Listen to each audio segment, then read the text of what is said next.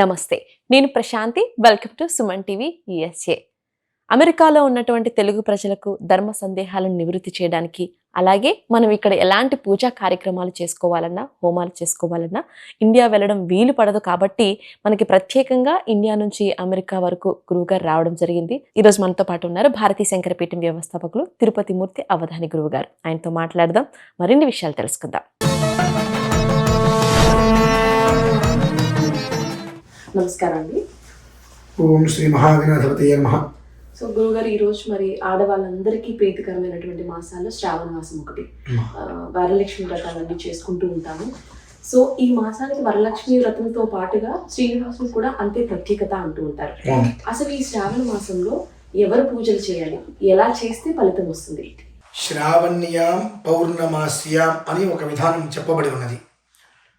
శ్రావణ మాసం, శ్రవణ మాసం అంటేనే శ్రవణము అంటే వినటం.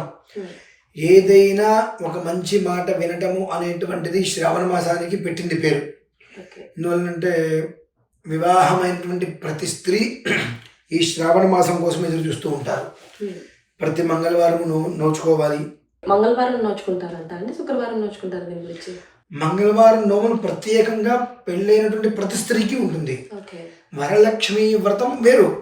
వరలక్ష్మి వ్రతం ఎవరైనా చేసుకోవచ్చు, నేను చేసుకోవచ్చు, మీరు చేసుకోవచ్చు, ఎవరైనా చేసుకోవచ్చు.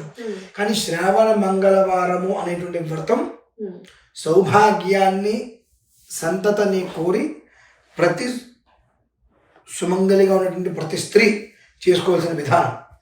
దానికోసం తపిస్తూ ఉంటారు. ఎప్పుడు శ్రావణ మాసం వస్తుందని చెప్పి ఇల్లంతా పండగ వాతావరణంగా చేసుకొని, తవరాలన్నీ దగ్గర పెట్టుకొని, సోమవారం రాత్రి శనగలు అవన్నీ నానబెట్టుకొని, మంగళవారం ఉదయం గౌరీదేవికి చక్కగా శ్రావణ మంగళ గౌరీ వ్రతము అంటారు దాన్ని. చాలా చక్కగా అందరూ సువాసిని అందరూ వ్రతం చేసుకుంటారు. అంత గొప్పది. అంతేకాకుండా శ్రావణ మాసం గురించి తెలియని పరమ రహస్యం అవుతుంది. మనకు ఏదైనా నత్త నడకలా నడుస్తుంది, అనుకున్న పనులు నడవట్లేదు, రావాల్సినవి రావట్ల, డబ్బు నిలవట్ల, కుటుంబం కష్టంగా ఉందన్న స్థితి వచ్చినప్పుడు శ్రావణ మాసంలో వెంకటేశ్వర స్వామి వారిని ఆరాధన చేయడం చాలా విశేషం.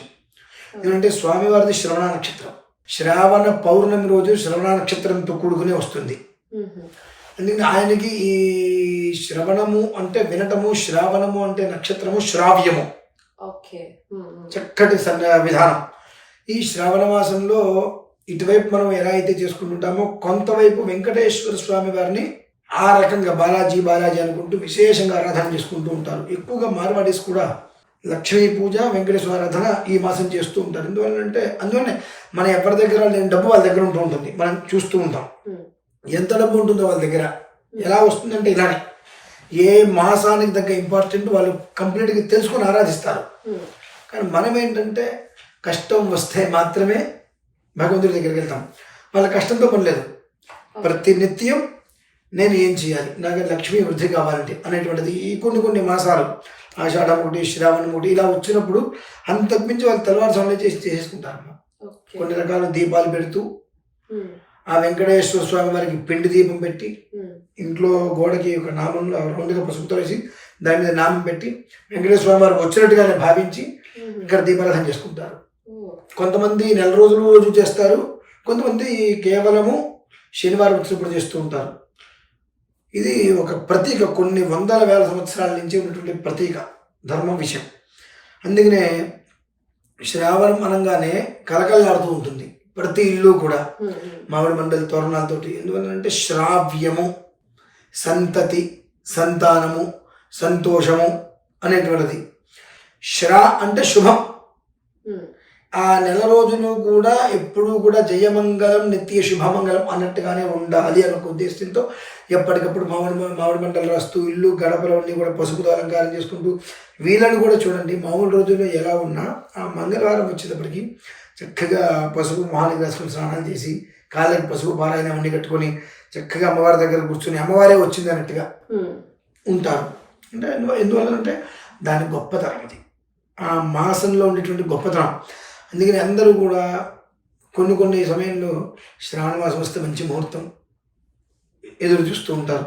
ఇలా కొన్ని కొన్ని కారణాలు ఉంటాయి. శ్రావణం అంటేనే చాలా గొప్పదనమాట. కనుక ప్రతి ఒక్కరూ ఆ శ్రావణ మాసాన్ని ఎలా అయితే మనం ఆరాధిస్తే జీవితాలు బాగుపడుతాయి అనేటువంటిది చెప్పబడి ఉంటుంది. ఇప్పుడు కొన్ని విషయాలు మనం చెప్పాం. ఇలా ప్రతి ఒక్క దాంట్లోకి జాగ్రత్తగా వెళ్ళి దాని విధానాన్ని అనుసరించి చేసుకోవటం, ముఖ్యంగా స్త్రీలు వాళ్ళ యొక్క సౌభాగ్యాన్ని, సౌశీల్యాన్ని, సంతతిని దృష్టిలో ఉంచుకొని శ్రావణ మంగళవారం నోము. అయితే కొంతమంది మాకు ఈ మంగళవారాలు లేవండి, మాకు ఆచారానికి దీనికి సంబంధం లేదమ్మా, అదొక ధర్మ నియమం. అలాగే వరలక్ష్మి వ్రతాలు కూడా కొంతమంది మాకు లేవండి అంటుంటారు. లేదు అనేటువంటి మాట ఎక్కడ ఉండదమ్మా.